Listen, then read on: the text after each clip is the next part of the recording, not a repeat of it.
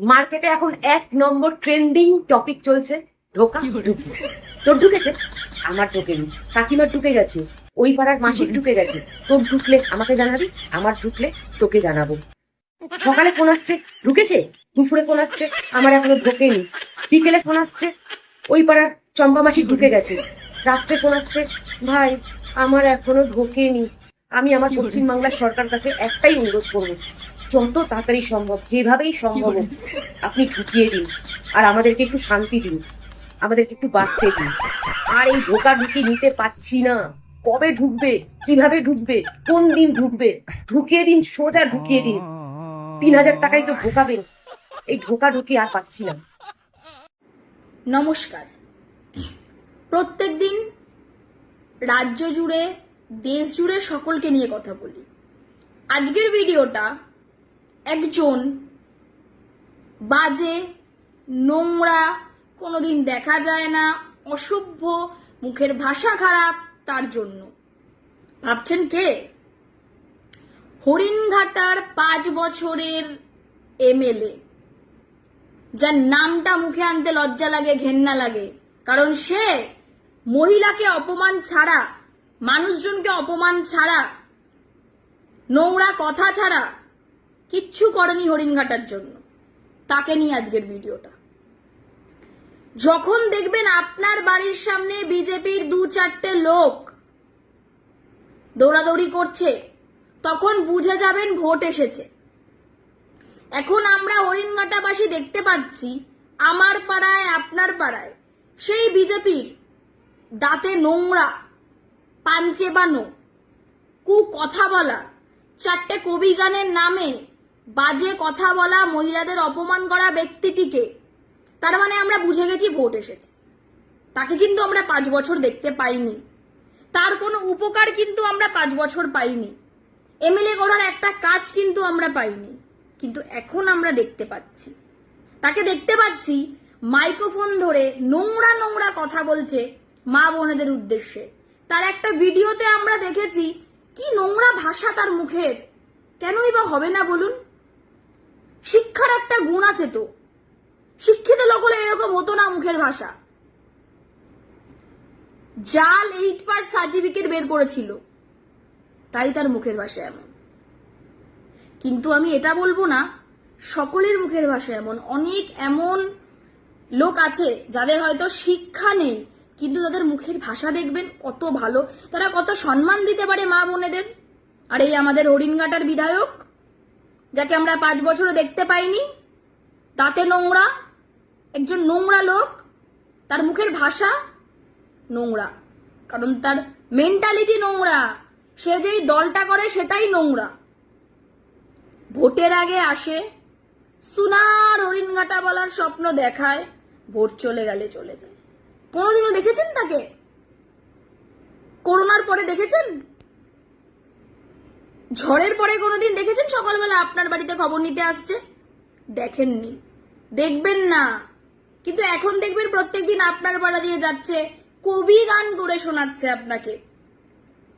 আমরা জানি যে কবি গান করলে সব রকম কথাবার্তা বলতে হয়, তা বলে এইরকম রসিয়ে কষিয়ে মা বোনেদের অপমান করে তার মুখের ভাষার কোনো সংযত ভাব থাকবে না? সে একটা এমএলএ, সে একটা বিধায়ক, সে জানবে না?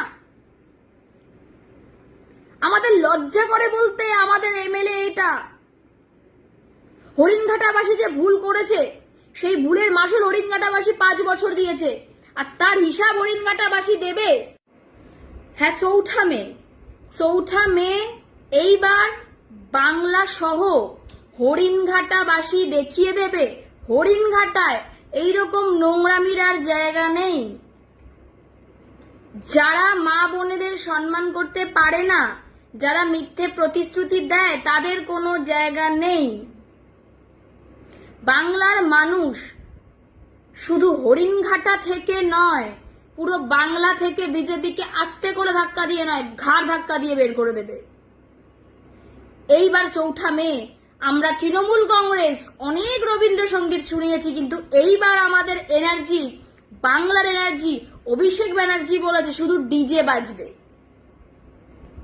তাই তো বলি, ছাত্র যুব রাজপথে বিজেপি হুঁশিয়ার, ছাত্র যুব রাজপথে হরিণঘাটা হুঁশিয়ার।